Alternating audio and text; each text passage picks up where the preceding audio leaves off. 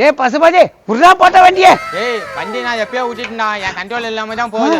எங்கே இடிச்சு நின்னாதான் உண்டு. டேய் பசுபதி என்னடா சொல்ற எனக்கு இறக்கி விடுறா. டேய் எப்படியா காலை தேய்ச்சி நிப்பாட்டுறா. டேய் டேய் என்னடா எப்படி சொல்ற? டேய் டேய் எங்கடா போடா டேய். ஐயோ காலவஸ்தனே. டேய் ஓனாமுடி பக்கபாதி காமௌண்ட் சேவல் தள்ளி விட்டு ஓட்டனா ஓனாமுடி காப்பாதியா எங்க போனானே தெரியல.